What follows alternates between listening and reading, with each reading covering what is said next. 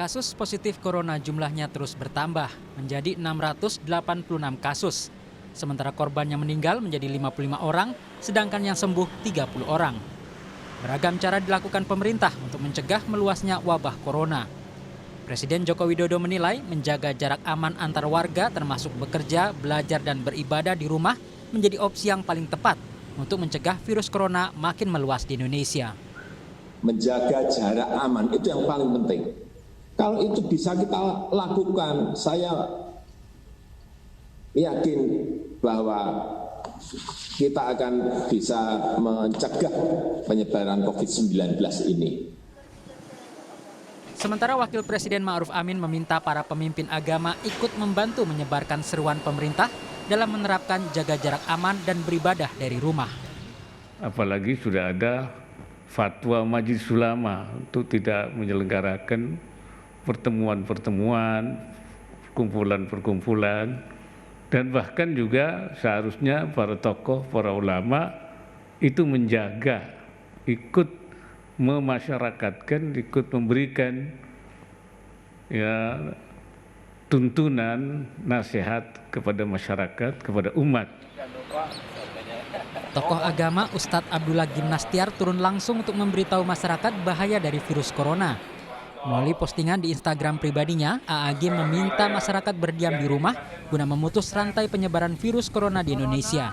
Kasih tahu yang lain suruh tinggal di rumah, keluar seperlunya, jangan deketan ya, karena bisa ketularan, apalagi yang udah tua-tua ya.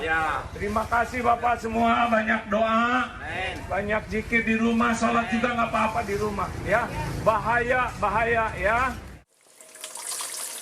Imbauan agar masyarakat tinggal di rumah juga disampaikan Persekutuan Gereja-Gereja Indonesia PGI. Ketua Umum PGI, Pendeta Gomar Gultom menyambut positif pembatasan kegiatan ibadah dan mengimbau umat mengembangkan ibadah keluarga di rumah masing-masing. Mari kita berdiam diri, merenung bersama, berdoa bersama, beribadah bersama, bekerja bersama, belajar bersama di rumah kita masing-masing. Pemerintah tidak mengambil opsi lockdown dalam pengendalian penyebaran corona. Sebagai gantinya, pemerintah mengimbau masyarakat menjaga jarak sosial yang aman dan melaksanakan tes cepat sebagai deteksi dini. Tim Liputan Kompas TV. Saudara Presiden Joko Widodo berulang kali menegaskan bahwa pemerintah tidak akan mengambil keputusan lockdown atau mengkarantina wilayah dalam menghadapi pandemi virus corona kali ini. Jokowi menyebut kebijakan yang paling pas diambil Indonesia adalah pembatasan secara fisik atau physical distancing. Salah satunya dengan bekerja, belajar, dan beribadah di rumah. Bagaimana upaya para tokoh agama untuk ikut menasehati warga dan juga umatnya soal corona ini? Untuk membahasnya sudah hadir di studio Ketua Umum Persekutuan Gereja-Gereja di Indonesia PGI, Pendeta Gomar Gultom. Selamat malam, Pendeta. Selamat malam Pak. Dan melalui sambungan Skype sudah terhubung dengan pemimpin Pondok Pesantren Darut Tauhid, Abdullah Gimnastiar. Nanti kami juga akan menelpon dari Imam Besar Masjid Istiqlal, Kiai Haji Nasaruddin Umar. Saya izin ke Agim dulu, Pak Pendeta. Agim, ini jarang saya lihat atau mungkin saya yang terlewat, tapi sepengetahuan saya tidak pernah melihat Agim begitu antusias kemudian sampai keliling-keliling di desa, ya, di kampung, untuk kemudian menyampaikan ini bahaya ibadah di rumah. Bagaimana Agim menjelaskan? Ya, karena pada prinsipnya agama itu kan hadir untuk kemaslahatan dan menolak kemudaratan. Ya. Dan dalam kaidah Islam, menolak, menjauhi segala hal yang bisa menimbulkan kemudaratan itu lebih utama daripada yang mendatangkan kemaslahatan. Ya. Nah, dalam situasi sekarang ini memang Allah sedang menguji kita dengan adanya wabah ini. Maka apapun yang bisa menjerumuskan manusia ke dalam kebinasaan, kemudaratan itu harus dihindari. Sholat di masjid itu sebuah amal yang sangat baik. Iya. Bagi para pecinta masjid itu berat sekali jauh dari masjid. Tetapi indahnya Islam sudah disiapkan pula segala keadaan dalam wabah, dalam situasi darurat. Bagaimana kalau di masjid, datang ke masjid akan menjadi kebinasaan atau mendatangkan kemudaratan bagi diri maupun bagi orang lain, maka sudah ada solusinya. Sholat di rumah, niatnya juga sudah sampai. Yang biasa sholat di masjid, kalau kita sholat di rumah karena menghindari kemudaratan, maka pahalanya juga sudah sama. Karena kalau ada uzur, ya misalkan situasi sekarang, bagi yang niat ke masjid, pahalanya sudah ke masjid. Bagi yang biasa ke masjid dan sekarang tinggal di rumah karena menghindari kemudaratan, tetap dicatatkan sebagai ahli masjid, pahala di masjid. Jadi malah bertambah sekarang kebaikannya karena kita berusaha mencegah kemudaratan. Jadi fatwa ulama dari majelis ulama, dari para ulama senior di Mesir, dari berbagai ulama di seluruh penjuru dunia ini sudah mengingatkan bahwa sholat di rumah dalam situasi yang membahayakan itu jauh lebih utama. Seperti begini ya, mengucapkan salam itu adalah kebaikan. Assalamualaikum, semoga Allah memberikan keselamatan bagimu, kasih sayang dan keberkahan. Dan salaman itu tambahan kebaikan. Tetapi kalau dengan bersalaman terjadi penularan, maka tidak bersalaman seperti dalam situasi sekarang adalah tambahan kebaikan. Dan Islam sudah menyiapkan semua sarana ibadah dalam segala kondisi.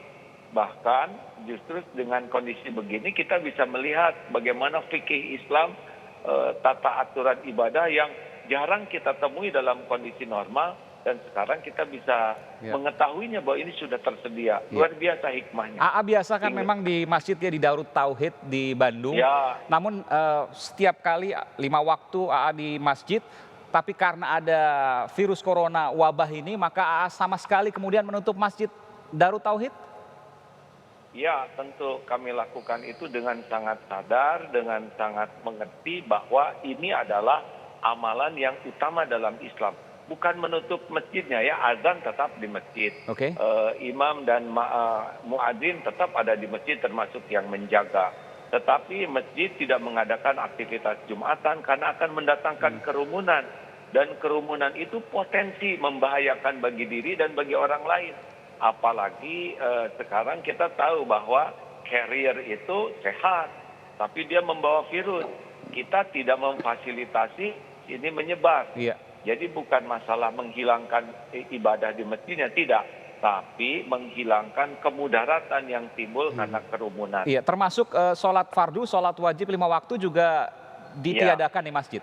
Karena sudah zona merah ya, dalam fatwa majelis ulama, kalau sudah berbahaya maka di rumah menjadi lebih utama. Dan tidak ada kerugian sama sekali ya, niat sampai, kebiasaan sampai, jadi seyogianya kita memahami ini dengan jernih, tidak emosional, karena dalam ibadah juga tidak boleh emosional. Baik, saya ke Pak Pendeta, Pak Gomar Gultom. Pak Pendeta juga mengalami hal yang sama meskipun mungkin agak berbeda ya, karena setiap 1 pekan 1 kali hari Minggu. Ini juga menghimbau kepada seluruh umat Kristiani untuk kemudian beribadah di rumah, tidak datang ke gereja pada hari Minggu. Benar. Memang di gereja itu setiap hari ada kegiatan-kegiatan pelayanan, ada ibadah-ibadah di gereja setiap hari. Dan semua umumnya gereja-gereja di Indonesia sudah menghentikan itu Senin sampai Sabtu. Yang sering menjadi masalah adalah yang ibadah hari Minggu. Jadi kita secara khusus dari PGI sudah menghimbau para pimpinan gereja untuk mensosialisasikan supaya ibadah pada hari Minggu di gereja itu bukan ditutup, bukan ditiadakan, tapi dipindahkan, dirubah menjadi ibadah-ibadah keluarga yang berlangsung di rumah-rumah. Agar tidak terjadi pengumpulan umat di gereja yang sangat berisiko. Kita tahu bersama penyebaran virus ini begitu cepat dan masif dalam perjumpaan-perjumpaan. Dan oleh karena itu sebagai tanggung jawab kita sebagai gereja, kita himbau untuk memindahkan saja ibadah itu di rumah. Itu tidak mengurangi nilai ibadah itu sendiri. Karena sesungguhnya dalam sejarah kekristenan, itu bentuk ibadah yang paling awal itu di keluarga-keluarga. Ibadah di gereja itu kemunculan beberapa tahun kemudian, bahkan abad kemudian. Pada awalnya gereja-gereja itu awal mula-mula ibadah di rumah-rumah, sembunyi-sembunyi bahkan. Jadi sebetulnya kita sedang kembali ke habitat aslinya gereja, di mana persekutuan keluarga menjadi sangat inti gitu. Jadi sekali lagi kita tidak menghilangkan ibadah itu supaya ini jangan disalahpahami, bukan menutup gereja. Ya, Sama seperti Ajim katakan tadi, ada tetap imam di sana, di gereja juga tetap ada ibadah, ada pendeta yang khotbah, lalu direkam atau diambil live streaming, dan umat mengikutinya dari rumah. Gereja tetap buka. Jadi tetap waktu-waktunya tetap ada, tapi kebaktiannya tetap ada, tapi disiarkan secara live streaming. Oke. Dan kegiatan tetap ada, cuma kerumunannya tidak ada, itu yang tidak ada. Nah ini juga perlu karena saya nggak yakin Tuhan bergembira menyambut ibadah kita kalau akibat dari ibadah kita itu adalah rusaknya kemanusiaan, rusaknya kehidupan. Dalam Alkitab sendiri, Amos 5 itu 21 sampai 24, dia katakan, enyahkan segala macam ibadahmu, lagu gambusmu aku tidak mau dengar. Bayangkan, Allah mengatakan, enyahkan semua ibadahmu. Tetapi biarlah keadilan bergulung-gulung. Keadilan dalam artian hidup yang lebih sejahtera, hidup yang lebih equal, lebih aman. Nah, artinya Tuhan sendiri menghendaki kualitas kehidupan yang lebih baik. Kesehatan yang lebih baik ketimbang hanya ibadah-ibadah gitu. Dia nyahkan. Nah, apa kita suka ibadah kita yang mengharu birukan, doa kita yang begitu khusyuk, Tuhan tiba-tiba katakan, enyahkan doa-doamu, enyahkan lagu-lagu pujianmu. Aku mau lihat masyarakat di sekitarmu sehat. Aku mau lihat wargamu sehat. Aku mau lihat bangsamu sehat. Bukan saya yang bilang ini. Itu Tuhan yang bilang melalui Nabi Amos. Oke, baik. Saya ke Pak Nasaruddin Umar, Kiai Haji Nasaruddin Umar, Imam Besar Masjid Istiqlal. Assalamualaikum warahmatullahi wabarakatuh, Pak Kiai. Pak Kiai, tentu ada. Ini bukan hal yang mudah, yang mungkin baru pertama kali dalam sejarah Republik Indonesia. Koreksi kalau saya salah, bahwa ada pembatasan ibadah, kerumunan, termasuk di masjid terbesar di Indonesia, di Istiqlal. Benar demikian? Bahkan di Asia Tenggara ya, masjid terbesar di Asia Tenggara. Betul. Iya. Memang mungkin kamilah yang paling pertama mendeklar bahwa Masjid Istiqlal ditutup untuk tidak salat Jumat. Iya.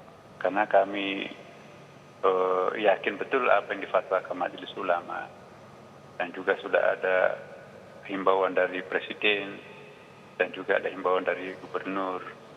Maka umara dan ulama itu sudah sepakat, ditambah lagi dengan analisis kami secara internal di Masjid Istiqlal juga memandang hal yang sama karena memang sangat riskan. Saya kira sangat bagus apa yang disampaikan oleh Agim dan juga punya persamaan kaidah logika yang disampaikan Pak Pendeta Gultom tadi ya. Saya hanya ingin mengingatkan bahwa Nabi pun juga pernah suatu saat itu ya didatangi seorang sahabat yang intinya begini.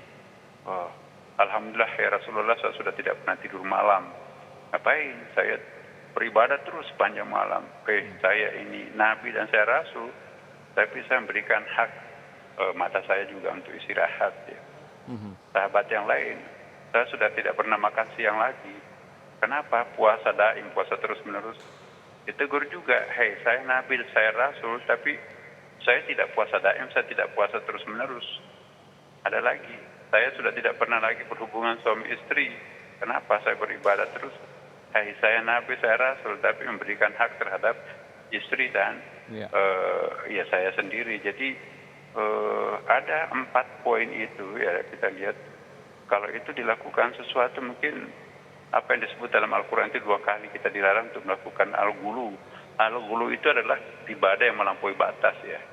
Jadi apapun yang bisa kita lakukan itu jangan secara emosional, tapi harus mempertimbangkan kaidah-kaidah keagamaan yang lain.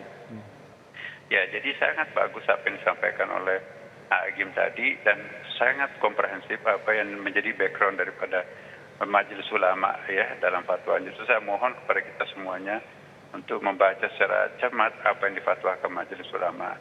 Dan kita juga, saya komunikasi juga dengan imam-imam besar di negara-negara sahabat ya, di negara-negara Islam. Kami punya jaringan khusus dengan mereka-mereka ya, bahwa kami di sini juga sama. Jadi itu yang memperkuat pendirian saya juga bahwa Masjid Istiqlal juga harus melakukan hal yang Termasuk sama viral demi juga, kemaslahatan. Kiai, Iya. bahwa lafaz azannya diganti, lafal azannya diganti. Oh, kalau kami di Istiqlal tidak as-salatu ala tidak kami standarnya azannya. Cuma di Istiqlal itu kan menjadi penanda waktu kalau sudah masuk zuhur, Oke. asar, ya kan, subuh, isya, maghrib. Jadi itu semacam informasi kepada umat Islam yang ada di sekitar Masjid Istiqlal Iya. bahwa sekarang ini sudah masuk. Apalagi kita kan juga punya. Tidak kemudian akan diganti misalnya sholatlah di rumah-rumah kalian karena menurut yang diketahui bahwa ada riwayat yang seperti itu, lafaz azan hayya 'alas shalah diganti dengan sholatlah di rumah-rumah kalian. Gitu ya. Ya, kami belum merubah sampai sejauh itu ya. Oke. Karena kalau kami Ada rencana juga ke sana menghindari- Pak Kiai? Kami menghindari sesuatu yang kontroversi. Oke. Ya, sesuatu yang kontroversi itu biasanya itu kan kontraproduktif ya kan.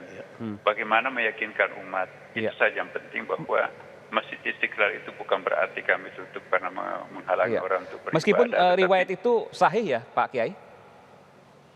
Iya,